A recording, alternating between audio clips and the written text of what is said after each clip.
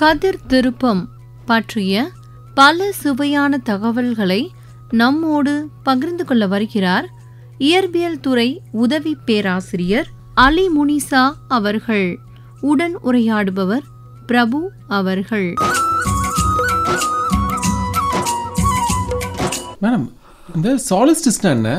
அந்த வார்த்தைக்கான பொருள் என்ன? சாலிஸ்டைஸ்னா கதிர் திருப்பம். சூரிய கதிர்கள் திருப்பத்தில் குறிப்பிடுது. கதிர் திருப்பம் பூமியை சூரியனை சுற்றி வரும்போது சூரிய கதிர்கள் பூமியின் வடக்கு அல்லது தெற்கு அரைக்கோளத்தில் அதிக நேரம் இருக்கும் நிகழ்வை குறிக்கிறது. அதுதான் சாலிஸ்டைஸ். ஓகே, இது ஆண்டின் மிக நீண்ட நாளாகவும் மிக குறைந்த நாளாகவும் இருக்கும். இந்த கதிர் திருப்பத்தால் ஒன்று நீண்ட நாளாக இருக்கும், இல்லை குறைவான நாளாக இருக்கும்னு சொல்கிறாங்க. இது லத்தீன் மொழியிலிருந்து சூரியன், சோல்னா சூரியன், சிஸ்டர்னா நிலையாக நிற்பது. ஸோ இதிலிருந்து தான் இந்த சாலிஸ்டைஸ் அந்த வார்த்தையை எடுத்திருக்காங்க. அதாவது சூரியனின் தினசரி பாதையின் பருவகால இயக்கம் திசையை மாற்றுவதற்கு முன் வடக்கு அல்லது தெற்கு வரம்பில் இடைநிறுத்தப்படுகிறது. அது சாயும் போது அது இடைநிறுத்தப்படுறத நம்ம சாலிஸ்டைஸ்ன்னு சொல்கிறோம். மேடம், ஒரு சாலிஸ்டைஸ் எதனால் நடக்குது? ஸோ பூமி சூரியனை தன்னைத்தானே சுற்றி கொண்டு சூரியனையும் சுற்றுகிறது. சூரியனை சுற்றியுள்ள அதன் சுற்றுப்பாதையுடன் ஒப்பிடும்போது பூமியோட அச்சு 23.5 டிகிரி கோணத்தில் சாய்ந்து இருப்பதால் இந்த கதிர் திருப்பம் ஏற்படுகிறதுன்னு சொல்கிறாங்க. இந்த சாய்வு பூமியின் வெவ்வேறு பகுதிகளில் வெவ்வேறு நேரங்களில் அதிகமாகவோ அல்லது குறைவாகவோ நேரடி சூரிய ஒளியை பெற காரணமாக இருக்கிறது. வருடத்திற்கு 2 முறை இந்த சாலிஸ்டைஸ் நடக்குது. இந்த கதிர் திருப்பம் ஒன்று ஜூன் மாதம் 20லிருந்து 22ஆம் தேதிக்குள்ளே, இன்னொன்று டிசம்பர் மாதம் 20-22க்குள்ளே. இதை நம்ம கோடை கதிர் திருப்பம்னு சொல்லலாம், குளிர்கால கதிர் திருப்பம்னு சொல்லலாம். இந்த கோடை கதிர் திருப்பத்தில் 2 அரைக்கோளங்கள், ஒன்று வட அரைக்கோளம் இல்லை தெற்கு அரைக்கோளம். இந்த 2 அரைக்கோளத்தில் ஏதாவது ஒரு அரைக்கோளம் சூரியனை நோக்கி நேரடியாக சாய்ந்திருக்கும். அது கோடை கதிர் திருப்பம் அப்படின்னு சொல்கிறோம். இதில் இந்த கோடை கதிர் திருப்பத்தில் நீண்ட பகலாகவும் குறுகிய இரவுகளும் இருக்கும். அடுத்து குளிர்கால கதிர் திருப்பம். இது ஏதாவது ஒரு அரைக்கோளத்தில், வடக்கு அரைக்கோளத்தில் மட்டுமே நிகழக்கூடியதாக இருக்கும். சூரியனிடமிருந்து வெகு தொலைவில் சாய்ந்திருக்கும் போது குளிர்கால கதிர் திருப்பம் ஏற்படுகிறது. இந்த குளிர்கால கதிர் திருப்பம்ல பார்த்தீங்கன்னா பகல் நேரம் ரொம்ப குறைவாகவும் நீண்ட இரவாகவும் இருக்குன்னு சொல்கிறாங்க. இதில் அந்த ஜூன் 20-22 நம்ம கரெக்டான டேட் சொல்ல முடியாது. 1-2 நாள் முன்ன பின்ன வேரியேஷன்ஸ் இருக்கும். மேடம், ஏன் பூமியோட ஆக்சிஸ் ஆஃப் ரொட்டேஷன் இந்த ஆர்பிட்டல் பிளேனோட பெர்பெண்டிகுலராக இல்லை? பூமியின் சுழற்சி அதன் சுற்றுப்பாதை தளத்துடன் ஒப்பிடும்போது சுமார் 23.4 டிகிரி கோணத்தில் சாஞ்சிருக்கு. இந்த சாய்வு கிரகணத்திற்கு செங்குத்தா இல்லை. இன்னொன்று, பூமி உருவாகும் ஆரம்பத்தில் ஒரு பெரிய தாக்கம் இந்த சாய்வு ஏற்படுத்தியதாக நம்பப்படுது. பூமி உருவாகும் போது ஒரு பெரிய தாக்கம் இந்த சாய்வு உருவாக்க நம்பப்படுது. இந்த சாய்வு தான் பூமியில் பருவகால மாற்றங்களுக்கு ஒரு மிக முக்கிய காரணமாக இருக்குன்னு நம்பப்படுது. சாய்வு மட்டும் இல்லாமல் இந்த சாய்வை தவிர பூமியின் அச்சும் தள்ளாடுகிறது. பூமியோட அச்சு என்னாகுது? தள்ளாடுது. இது முன்னோக்கு என அழைக்கப்படுகிறது. இந்த தள்ளாட்டம் அச்சின் மெதுவான சுழற்சி இயக்கமாகவும் இருக்குன்னு சொல்கிறாங்க. ஒரு முழு உணர்ச்சிக்கு அந்த பூமியோட அச்சு ஒரு முழு சுழற்சி அடையணும்னா கிட்டத்தட்ட 26,000 ஆண்டுகள் ஆகும். ஸோ இதெல்லாம் தான் காரணமாக சொல்லப்படுகிறது. மேடம், இந்த சாலிஸ்டிஸ் பூமியின் மட்டும் தான் நடக்குதா இல்லை மற்ற பிளானட்ஸும் நடக்குதா? நமக்கு மட்டும் நடக்கல, பூமிக்கு மட்டும் நடக்கல, மற்ற பிளானட்ஸும் மற்ற கிரகங்களுக்கும் நடக்குது.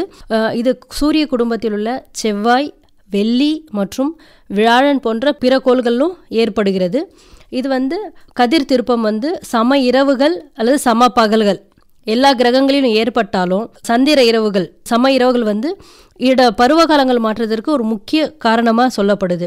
உதாரணத்துக்கு வீனஸ் எடுத்துக்கிட்டோன்னா, வீனஸ் கிரகத்தில் அதனோட அச்சை மிகவும் ரொம்ப சிறியதாக இருக்குது. ஸோ பூமியோட ஒப்பிடும்போது பருவகால மாற்றங்கள் ரொம்ப குறைவு.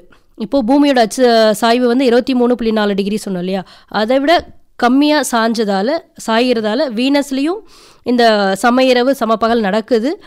ஆனால் என்ன நடக்குதுன்னா அந்த பருவகால மாற்றங்கள் கம்மியாக இருக்குது. அடுத்து நம்ம உதாரணத்துக்கு வியாழன் கோளை எடுத்துக்கிட்டோன்னா அதனோட சுற்றுப்பாதை காலம் பார்த்திங்கன்னா பூமியை விட கணிசமாக ரொம்ப அதிகமாக இருக்குது, நீண்டது. அதாவது இந்த சூரிய கதிர் திருப்பங்கள் வந்து சம இரவுகள் அங்கு கம்மியாக தான் இருக்கும், சம இரவுகள் குறைவாகவே இருக்குது. அதே மாதிரி பருவ காலங்களும் கம்மியாக இருக்குது. நமக்கு இந்த கதிர் திருப்பம் வந்து அதிகமாக இருக்கிறதால மட்டுமே நம்ம நிறைய பருவகாலங்களை நம்மளால் அனுபவிக்க முடியுது. மேடம், பழைய காலத்தில் இருந்த கிரேக்கர்கள் சாலிஸ்டிஸ் எப்படி பார்த்தாங்க? பண்டைய கிரேக்கர்கள் சூரிய அஸ்தமனங்களை அங்கீகரித்து பருவங்களின் தொடக்கத்திற்கும் அவங்களோட நாட்காட்டி அமைப்புகளுக்கும் பயன்படுத்திக்கிட்டாங்க. கிரேக்க நாட்டின் ஒரு சில பதிப்புகள் என்ன சொல்கிறாங்கன்னா, கோடைகால கதிர் திருப்பத்தில் ஆண்டை தொடங்கினாங்க. உதாரணமாக ஏதென்ஸ் எடுத்துக்கிட்டோன்னா அங்கே அந்த நாட்காட்டி பிரகாரம் கோடைகால சங்கராந்திக்கு பிறகு வர முதல் அமாவாசை அந்த ஆண்டு வந்து அந்த ஆண்டோட தொடக்கம் அப்படின்னு அவங்க கணிச்சுக்கிட்டாங்க. அது மட்டும் இல்லாமல் கிரகணம், அப்புறம் பூமத்திய ரேகையுடனான அதன் உறவை கவனிப்பதையும், இப்போ நம்ம சொல்லுவோம்ல கிரகணம் சொல்லுவோம், வான மற்றும் பூமத்திய ரேகையுடனான அதன் உறவை கவனிப்பதையும் உள்ளடக்கியதாக அவங்க கிரேக்கர்கள் பார்த்தாங்க. இது சூரிய அஸ்தமனம் மற்றும் உதயம் அடையாளம் காண அவங்களுக்கு உதவிது. அப்போது சூரியன் எப்போ அஸ்தமனமாகும், சூரியன் எப்போ உதயமாகும், இதெல்லாம் கணிக்கிறதுக்காக அவங்க இதை வந்து யூஸ் பண்ணிக்கிட்டாங்க. மேடம், சப்போஸ் இப்போ பூமிக்கு 2 சூரியன்கள் இருந்தால் எப்படி இருக்கும் சாலிஸ்டிஸ்? கண்டிப்பாக சார், நல்ல கேள்வி. ஒரு பூமியை ஒரு சூரியனையே நம்மளால் அதனோட தாக்கத்தையே நம்மளால் முடியல. இப்போது 2 சூரியன் இருந்தால் அதனோட தாக்கமும் கண்டிப்பாக டபுள் த டைம் இருக்கும்.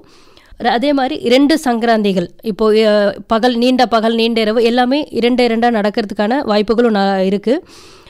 ஒவ்வொரு சூரியனோட இந்த செல்வாக்கு விளைவும் ரொம்ப சிக்கலான ஒரு நீண்ட சூரிய பிரச்சனைகளை உருவாக்கிடும்.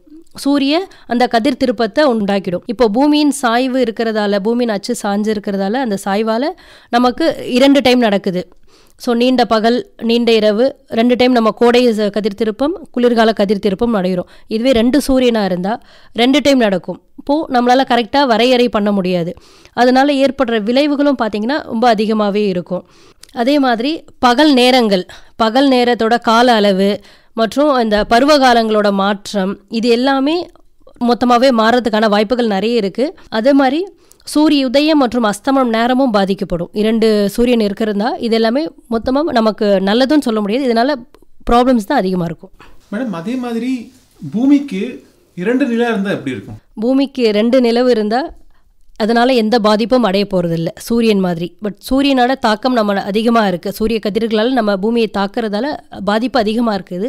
ஆனால் நம்ம நிலவை எடுத்துக்கும் போது, நிலவோட ஒப்பிடும்போது நிலவால் 2 நிலவு இருந்தால் எந்த பாதிப்புகளும் நமக்கு ஏற்பட போகிறது இல்லை. ஆனால் பூமியின் அச்சு சாய்வு மற்றும் சூரியனை சுற்றியுள்ள அதன் சுற்றுப்பாதைகளை தீர்மானிக்கிறது. ஏன்னா சந்திரன் இருப்பு மட்டுமல்ல, 2 நிலவுகள் நிச்சயமாக அலைகள் மற்றும் பூமியின் சுழலில் பிற அம்சங்களின் பாதிப்பை ஏற்படுத்தும் அப்படின்றாங்க. அப்படின்னா அது வந்து நமக்கு எந்த தாக்கமும் ஏற்படாது, பூமியின் சுழலில் மற்ற அம்சங்களை பாதிக்கும். அதனால் சூரிய கதிர்களை ஏற்படுத்தும் அடிப்படை வழிமுறை பூமியின் சாய்வு நீட்டிக்கும். இப்போது சூரிய கதிர்களால் ஏற்படுற அந்த பாதிப்பு வந்து இது நிலவு வந்து அதிகமாக பாதிக்கும்னு சொல்கிறாங்க. அதனால் இது 2 நிலவுகளால் பிரச்சனை கிடையாது. ஆனால் இது வந்து சூரியன் கதிர்வீச்சுகள் வந்து நமக்கு பாதிப்பு ஏற்படுத்தும் அப்படின்னு சொல்கிறாங்க.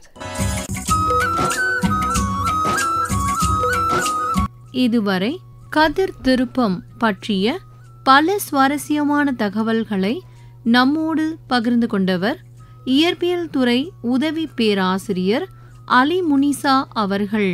உடன் உரையாடியவர் பிரபு அவர்கள்.